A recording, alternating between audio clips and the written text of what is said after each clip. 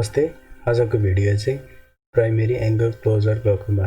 हामीले अगाडि हेरेको भिडियो चाहिँ प्राइमेरी ओपन एंगल ग्लाउकोमाको थियो। त्यसपछि म स्याफर सिस्टम अफ ग्रेडिङ र त्यसपछि ट्रिटमेन्ट अफ PACG बनाउन बाँकी छ। यसमा चाहिँ PACG को बारेमा हेर्न गइरहेको छौँ। PACG भनेको के हो त? अब यो नामबाटै डिफिनेसन बनाउन सक्छ हामीले। ग्लाउकोमा भन्नलाई चाहिँ हामीले अब अप्टिक न्युरोप्याथी र भिजुअल फिल्ड लस भएको हुनु पर्यो। एंगल क्लोजर भन्दा गोनियोस्कोपीमा हेर्दाखेरि एंगल क्लोज भएको हुनु पर्यो। प्राइमेरी भनेको it does not involve other systemic and ocular causes भनेर। Angle closure refers to the occlusion of trabecular meshwork by peripheral iris or synechial angle closure obstructing aqueous outflow. PACG include spectrum of condition in which the peripheral iris moves forward to block the opening of trabecular mesoid at angle causing rise in IOP. मैले भनिहालेँ primary angle closure ग्लाउकोमामा no other cause than anatomic predisposition हुन्छ। अनि त्यसपछि हाम्रो definition त हेरिहाल्यौँ। अब यहाँनिर हामी एज कतिमा हुँदो रहेछ त? एज भनेको ग्रेटर देन 40 इयर्स अथवा 6 to 7 डेकेडमा पनि हुन्छ भनेर भन्छ। रिस्क फ्याक्टर के हुन्छ त? एनाटोमिकल र जेनरल रिस्क फ्याक्टर भन्न भन्छ। एनाटोमिकल रिस्क फ्याक्टरमा के हुन्छ भन्दाखेरि एकचोटि स्लाइडबाट हेरौँ। हामीले females are more affected 1:3 ratio भनेर भनिहाल्यौँ। अब यसमा के देखाउन खोजेको भने यो कर्निया भयो, अघि मैले भने जस्तै यो लेन्स भयो, यो आइरिस भयो, यो सिलियरी बडी भयो। अब हाम्रो प्रेसिपिटेटिङ फ्याक्टर सच एज माइड्रियासिस हाल्दै भने अथवा फिजियोलोजिकल मेकानिजम डिम लाइटमा जाँदाखेरि अथवा प्रोन पोजिसनमा बस्दाखेरि चाहिँ के हुन्छ भन्दाखेरि यहाँनिरबाट मिड डाइलेटेड पोजिसनमा चाहिँ आइरिस र लेन्सको एडेसन हुन्छ। एडेसन भएपछि त यहाँ पिपुलरी ब्लक भएको छ। ब्लक भनेको सिलियरी बडीले त एक्वेसियमहरू सेक्रेट गरेकै छ, तर यो यसरी यहाँ हुँदै अगाडि जानुपर्ने, जान सक्दैन। नसकेपछि यहाँ एकुमुलेसन हुन्छ। त्यसले गर्दा आइरिस चाहिँ यसरी सोइल हुँदै जान्छ। त्यसलाई आइरिस बम्बे फर्मेसन भन्छ। अनि सोइल हुँदा लास्टमा यता peripheral part of iris get attach to the यहाँ कर्निया अनि एंगल ब्लक हुन्छ। यो एंगल क्लोजर ग्लाउकोमाको मेकानिजम यही भयो। अब यसमा यही देखाउन खोजिएको पोस्टेरियर च्याम्बर हुँदै यता इन्टर एंगल च्याम्बर आएर यसरी डेड हुनुपर्ने, यहाँनिर ब्लक भएको छ। यो पिपुलरी ब्लकले गर्दाखेरि हामीले डिस्कस गरिसक्यौँ। एज 6th or 7th डिकेडमा female sex 1:3 ratio male is to female भनेर। अनि positive family history, anatomic factor shallow anterior chamber depth. Shallow anterior chamber डेप्थलाई चाहिँ इक्लिप्स साइन पनि भन्छ, ECLIPC eclipse sign, solar eclipse भने जस्तै इक्लिप्स साइन।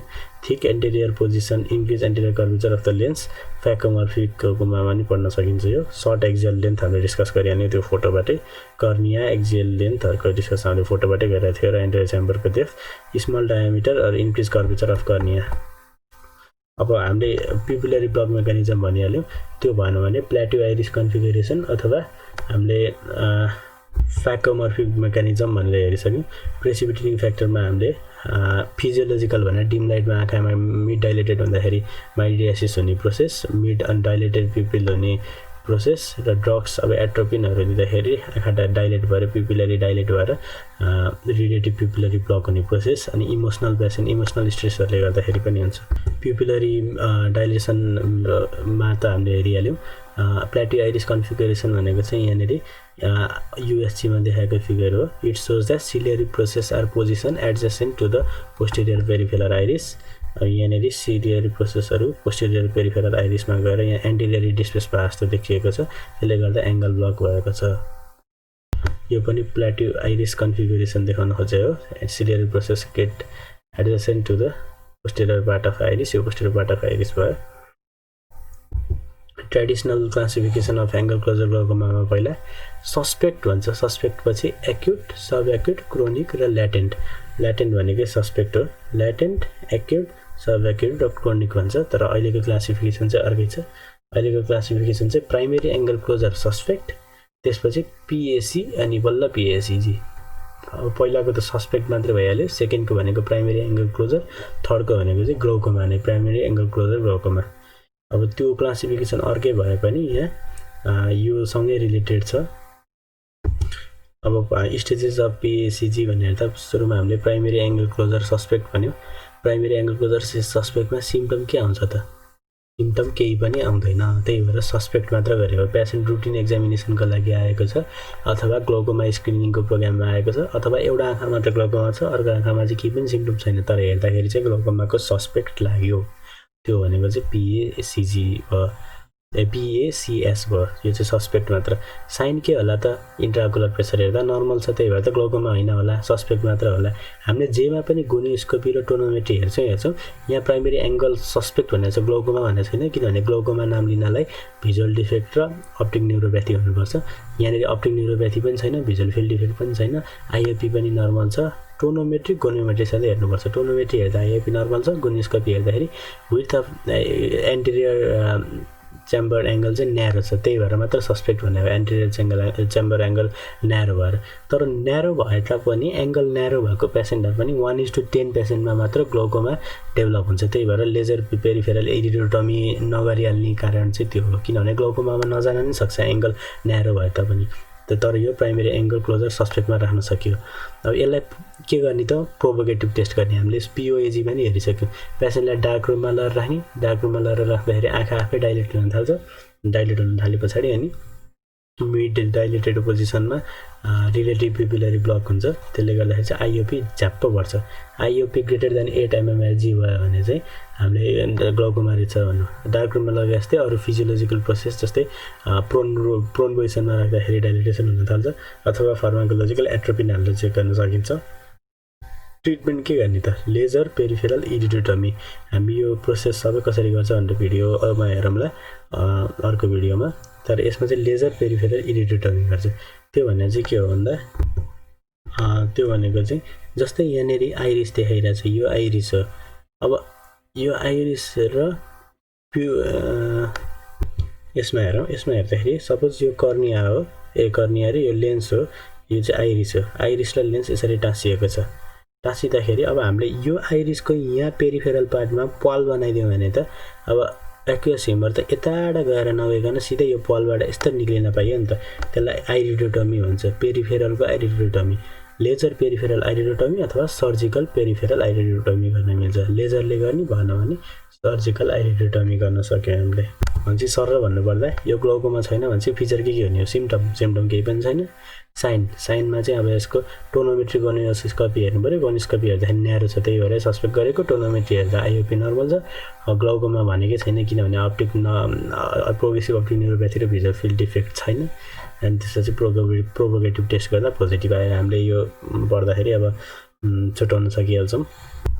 अब एक्चुअली स्टेजेस अफ PACG त्यसपछिको सस्पेक्ट सके पछाडि अर्को के हुन्छ? हामीले सस्पेक्ट पढ्यौँ। सस्पेक्टको सेकेन्डमा चाहिँ के हुन्छ भने हामीले त्यो नेचुरल हिस्ट्रीको आधारमा त हामीले सबएक्युट, एक्युट, क्रोनिक अनि एब्सोल्युट ग्लोकोमा फर्स्टमा सस्पेक्ट भनेको थियौँ भने अब अहिलेको नयाँ क्लासिफिकेसन अनुसार चाहिँ ग्लोकोमा सस्पेक्ट, PAC अनि बल्ल PACG भनेको थियो। प्राइमेरी एङ्गल क्लोजर भनेको थियो। प्राइमेरी एङ्गल क्लोजरभित्र चाहिँ के पर्छ भन्दाखेरि सब एक्युट, एक्युट र क्रोनिक पर्छ। अब हामी सब एक्युट ग्लोकोमा पढ्न गइरहेको छौँ। अब यसको मेकानिजम के हो भन्दा अघि जे भने त्यही हो, 3टा मेकानिजम हो। त्यसमा हामी पिपुलरी मेकानिजमबाट मात्र पढ्छौँ, किनभने पिपुलरी मेकानिजमले अबाउट 60% पिपुलरी ब्लक मेकानिजमले नै गर्दा हुन्छ। अघि जे भनेको त्यही हो। यहाँ सिलियरी बडी छ, सिलियरी बडीले यहाँ प्रड्युस गरिरहेको छ एक्युस ह्युमर प्रड्युस गर्दाखेरि हाम्रो प्रेसिपिटेटिङ फ्याक्टर सच एज यो PPP भनेको थियो, फिजियोलोजिकल भनेको डार्क रुममा जाँदा अथवा प्रोन पोजिसनमा बस्दाखेरि अथवा फार्माकोलोजिकल मेथड भयो। त्यसले गर्दाखेरि यहाँ एक्युस ह्युमर त बनि नै रहेको छ, तर यहाँ आइरिस र लेन्स टाँसिएको छ। यो आइरिस भयो, आइरिस र लेन्स टाँसेर यहाँ एक्युस ह्युमर बाहिर जानु पाएन। त्यसले गर्दाखेरि यो आइरिस यसरी सुनिँदै जान्छ, त्यसलाई आइरिस बम्बे फर्मेसन भन्छ। लास्टमा गएर आइरिसले यो कर्नियालाई छुन्छ र एङ्गल क्लोज हुन्छ। अब यसको क्लिनिकल फिचर के छ? सिम्टम के त? अघि सिम्टमै आएको थिएन, तर यसमा चाहिँ रिस्क फ्याक्टर प्रेजेन्ट भयो भने बल्ल सिम्टम आउँछ, नभए आउँदैन। Risk factor such as prone position, dim light आयो भने severe pain, haloes around the eye, blurring of light, यो फिचरहरू आउँछ। तर के हुन्छ भने फेरि डार्क रुममा नलगेर लाइटेड एरियामा लाने।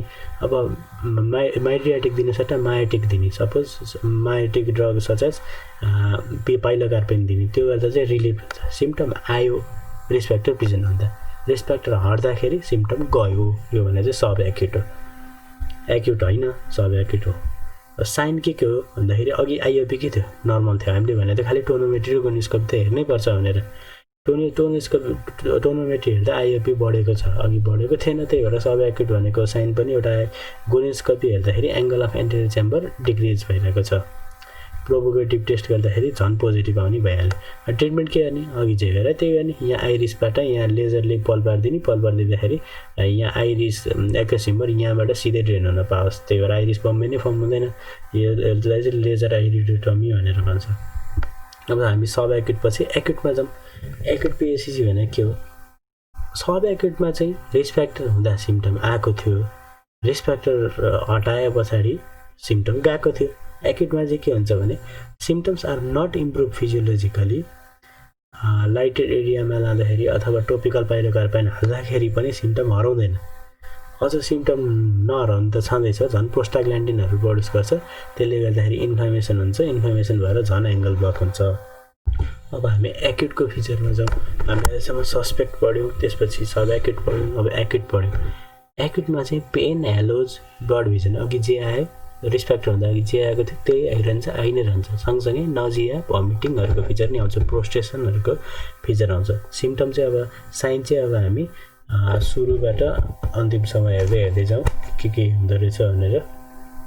सुरुमा आइलिड हेरौँ। आइलिड चाहिँ इडेमेटस हुन्छ। त्यस पछाडि के हुन्छ भने चाहिँ भिजुअल एक्युटी डिक्रिज हुँदै जान्छ। कन्जक्टाइभामा 70, अब कन्जक्टाइभामा के हुन्छ भने अघि यसमा त प्रोस्टाग्ल्यान्डिन रिलिज भएको छ भने त्यही भएर इन्फ्लामेसन भइरहेको हुन्छ, हाइपरेमिया अफ द कन्जक्टाइभा हुन्छ इन्फ्लामेसनले गर्दाखेरि। कर्नियामा नि इन्फ्लामेसन भइरहेको छ, इन्फ्लामेटरी एक्जिडेट्सहरू कलेक्ट भइरहेको छ, त्यही हेजिनेस, क्लाउडिनेस हुन्छ। एन्टेरियर च्याम्बरमा डेप्थ अफकोर्स घट्टी नै भइहाल्यो। प्युपिल सेमी डाइलेटेड पोजिसनमा फिक्स्ड भएर बसेको हुन्छ। अनि त्यसपछि लेन्समा चाहिँ व्हाइट ओपेसिटी देखिन्छ।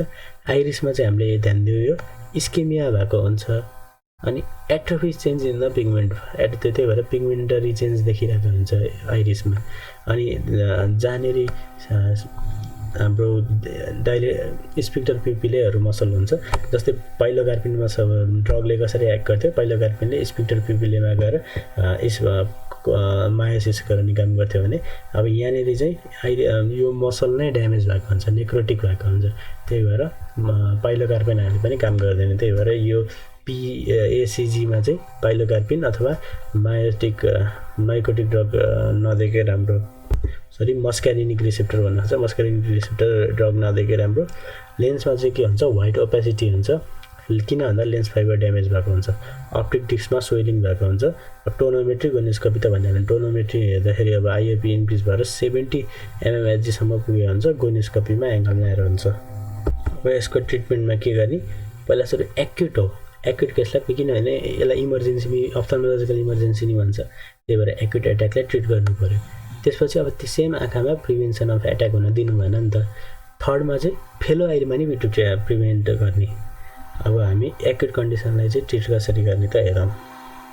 मैले एक्युट एट्याकमा भनिहालेँ, पाइलोकार्पिन दिन मिल्छ त मिल्दैन, किन भन्दा स्पिक्टर प्युपिले मसल नेक्रोटिक भएको हुन्छ, स्पिक्टर प्युपिले मसलले मायोसिस गर्दैन, iris necrotic changes, muscle paralyse भएको हुन्छ, त्यही भएर पाइलोकार्पिन इफेक्टिभ हुँदैन। अब के गर्ने त, हामीले एक्युट कन्डिसनमा पेसेन्ट आएर बेडमा ढलिरहेछ, हामीले के गर्ने, पेसेन्टलाई प्रोन पोजिसनमा नराख्ने, सुपाइन पोजिसनमा राख्ने, किनभने प्रोन पोजिसनमा त झन् प्रिडिस्पोज गर्छ भनेर भनेको थियो हामीले, सुपाइन पोजिसनमा राख्ने। अब ड्रग्स के दिने त, हामीले केबाट उहाँ POAG पर्दाखेरि के ड्रग्स दिएका थियौँ भन्दाखेरि प्रोस्टाकार अल्फा बिटा दिएका थियौँ। प्रोस्टा भनेको प्रोस्टाग्ल्यान्डिन एनालग, कार भनेको कार्बोनिक एनाइड्रेस, अनि अल्फा 2 एगोनिस्ट र बिटा ब्लकर दिएका थियौँ भने यसमा चाहिँ मेनली हामीले यसमा चाहिँ मैले त्यो भन्न खोजेको, यसमा पनि दिन चाहिँ अल्फा 2 एगोनिस्ट पनि दिन्छ। अस्कार अवार्ड दिने, कसलाई, बेटालाई दिने, पिलो एउटा सम्झिनु पऱ्यो, अस्कार पिलो बेटा। अस भनेको पहिला सुरु हामीले के दिनु पऱ्यो, फर्स्टमा चाहिँ कार दिन्छ है, कार्बोनिक एनाइड्रेस, एसिटाजोल। अब फार्माकोलोजीमा पढ्दाखेरि चाहिँ फर्स्टमा अस्मोटिक एजेन्ट भन्दा नि सुरुमा अस्मोटिक एजेन्ट भनेको थियो, तर यसमा कार्बोनिक एनाइड्रेस चाहिँ सुरुमा दिन्छ। Carbonic anhydrase acetazolamide, carbonic anhydrase inhibitor भइहाल्यो।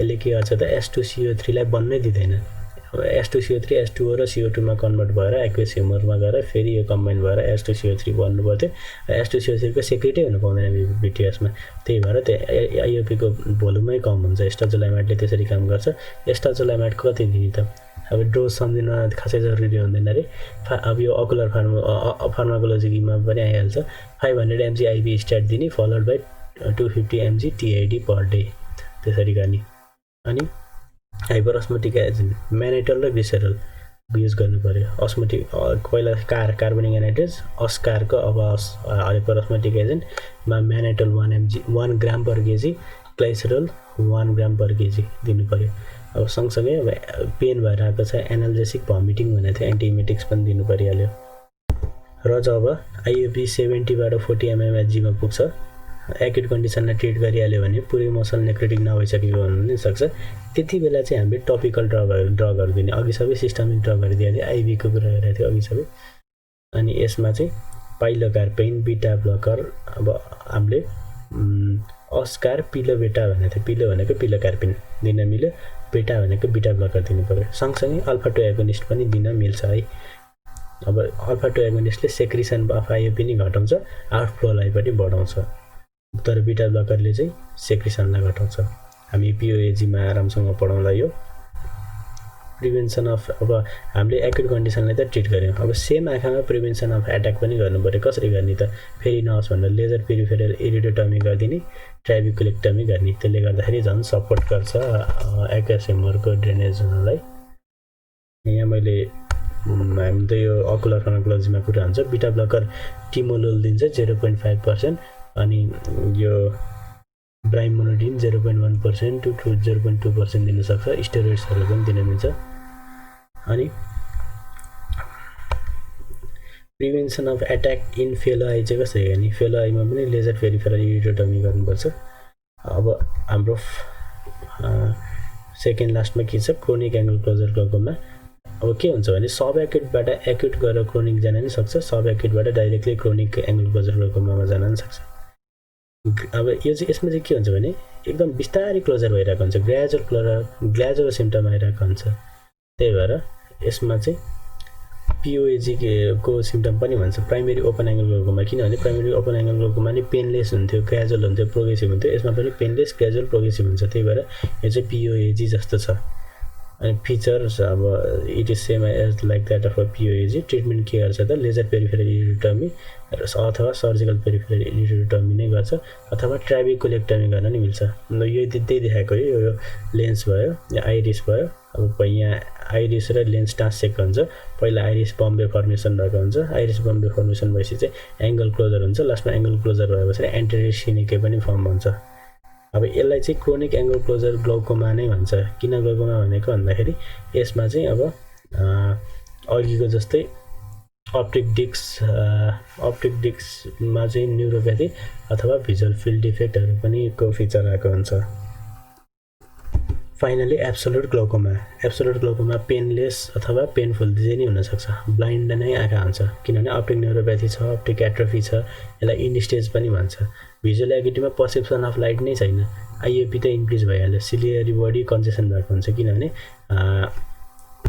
स्क्लेमो क्यानलबाट ड्रेन भएको जस्तै युभी स्क्लेरल पाथवेबाट पनि ड्रेन भइरहेको हुन्छ र त्यहाँको पाथवे कन्जेसन भइरहेको हुन्छ ट्रिटमेन्ट के गर्ने त एन्टी ग्लाउकोमाको ड्रग ट्राई गर्ने तर भिजुअल फिर्ता आउँदैन पेन रिलिफ गर्नुपर्छ पेन रिलिफ गर्नलाई पहिलाचोटि के गर्ने 2% जाइलोकेन हाल्ने तर त्यसले पेन रिलिफ भएन भने रेट्रोबर्बल एरियामा इन्जेक्सन हाल्ने के को इन्जेक्सन 80% एल्कोहलको इन्जेक्सन हाल्ने पेन रिलिफ गर्नलाई अब पेन त रिलिफ गर्यो अब सिलियरी बडीले प्रड्युस गरेछ अब प्रड्युस गर्न आइओपी प्रड्युस गर्न कम गर्नु पर्यो अथवा ड्रेन गर्ने ठाउँलाई बढी गराउनु पर्यो अब प्रोडक्सन कम गराउनलाई के गर्ने क्रायोथेरापी गर्ने क्रायोथेरापी चाहिँ सिलियरी बडीको इपिथेलियममा फ्रिज गरेपछि त्यहाँको इपिथेलियम ड्यामेज हुन्छ अब पारस्पेलिका टाइपको इपिथेलियमले प्रड्युस गर्ने हो त्यही भएर डिग्री सेक्रेसन भइहाल्छ अथवा डायोड लेजरले गर्ने चिसोले गर्ने तातोले गर्ने चिसो भनेको क्रायोथेरापी तातो भने डायोड लेजरले पनि सिलियरी बडीको इपिथेलियमलाई ड्यामेज गर्ने यसले गर्दाखेरि प्रड्युसै हुन सकेन यो दुईटा अब ड्रेनेज चाहिँ कसरी बढाउने त भन्दा ट्राइब्युकुलेक्टमी गर्ने ड्रेनेज बढिहाल्छ माइटोमाइसिन भनेको एन्टी क्यान्सर ड्रग हो अब एन्टी क्यान्सर भन्छ त्यसले सेलुलर टक्सिक हुन्छ त्यसले ड्यामेज एरियाको सेललाई ड्रेनेज एरियाको सेललाई ड्यामेज गरिदिन्छ र इजिली ड्रेन हुन सक्छ अब एकचोटि स्लाइडमा हेरौँ क्लासिफिकेसन भनिहाल्यौँ पहिला सस्पेक्ट मात्र प्राइमेरी एङ्गल क्लोजर सस्पेक्ट त्यसपछि प्राइमेरी एङ्गल क्लोजरमा हामीले भित्र सब एक्युट र क्रोनिक पढेका थियौँ र लास्टमा primary angle closure glaucoma primary angle closure सस्पेक्टमा के हुन्छ अब यहाँ एङ्गल क्लोजर भएको हुन्छ त्यही भएर कन्ट्याक्ट बिट्विन पेरिफेरल आइरिस र टिएम इज रिजन अर पोसिबल छ कि भन्ने तर आइओपी पनि छैन एन्टेरियर सिनिके पनि छैन अप्टिक डिस्क त झन् चेन्जेस छैन भिएफ भिजुअल फिल्ड झन् चेन्जेस छैन प्राइमेरी एङ्गल क्लोजरमा के हुन्छ प्राइमेरी एङ्गल क्लोजर सस्पेक्ट छ त्यसमाथि आइओपी पनि रेज छ अनि विदाउट डिस्क इन्भल्भमेन्ट र भिजुअल फिल्ड चेन्ज छैन अब हामीले यसमा सिम्टम त हामीले अघि नोटमै हेरिसक्यौँ प्राइमेरी एङ्गल क्लोजर ग्लोकोमामा चाहिँ primary angle closure with glaucomatous optic neuropathy glaucoma भनेपछि त अप्टिक न्युरोप्याथी र भिजुअल फिल्ड लस हुनै पर्यो अब एक्चुअली हामीले पिपिलरी ब्लक भनेर भनिसक्यो एक्चुअली म सर पढिदिन्छु मात्र it is commonest mechanism underlying angle closure iridolenticular contact भनेको आइरस र लेन्सको कन्ट्याक्ट भइरहेको हुन्छ at pupil limits the flow of aqueous from its production side to the anterior chamber resulting pressure gradient between posterior chamber and anterior chamber further pushes iris anteriorly भनेको iris Bombay formation भएर आइरिसलाई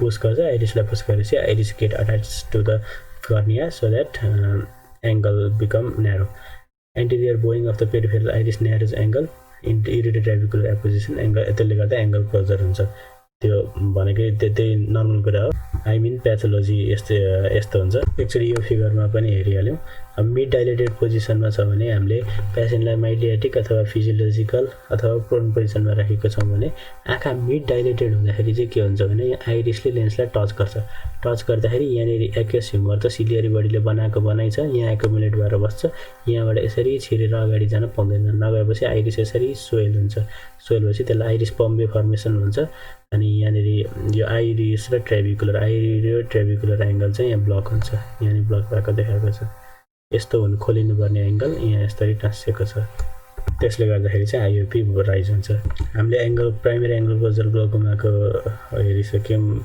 definition के हो भनेर interior chamber अथवा interior च्याम्बरको depth shallow हुन्छ भनेर हेरिसक्यौँ सरल rise of आइओपी हुन्छ स्मल एङ्गल अब हाइपरमेट्रिक आइपिआईमा हामीले हेरिहाल्यो एक्जियल लेन्थ र एन्टेरियर च्याम्बर स्यालो हुन्छ भनेर लेन्सले गर्दाखेरि हुन्छ यो सेकेन्डरी कजमा पनि हेर्न मिल्छ लेन्सको कज तर पछि रिसर्च गर्दाखेरि चाहिँ यो लेन्सको कजले गर्दा प्राइमेरी एङ्गल क्लोजर ग्लोकोमालाई निम्ताउँछ अरे त्यही भएर लेन्सलाई पनि प्राइमेरी एङ्गल क्लोजर ग्लोकोमामा पनि भनेको छ तर अरू सेकेन्डरी कज चाहिँ एब्सेन्ट हुनु पर्यो स्टेजेस के हो भनेर हामीले हेरिसक्यौँ latent predisposed eye no attack sub acute no attack भनेको सिम्टमै छैन इन्टरमिडिएन्ट यसमा एबर्टेड एट्याक छ जब रिस्क फ्याक्टर छ एट्याक छैन जब रिस्क फ्याक्टर छैन एक्युटमा चाहिँ एट्याक छ र रिस्क फ्याक्टर हटाउँदाखेरि पनि जाँदैन कन्जेस्टिभ एट्याक हुन्छ यसमा chronic following repeated acute attack chronic IOP बढेको बढे हुन्छ यो क्रोनिकमा elevation due to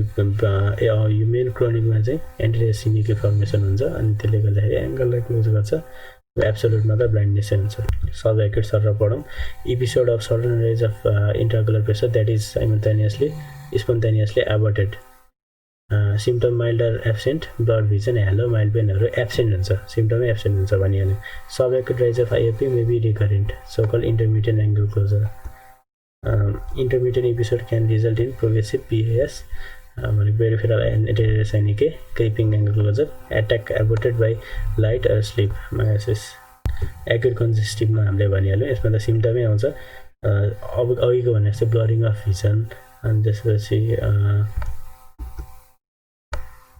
mild pain colour hello भनेको चाहिँ के हो भन्दाखेरि कर्निया नि इडिमेटस भइरहेको हुन्छ जब व्हाइट लाइट जान्छ व्हाइट लाइट चाहिँ डिस्पर्स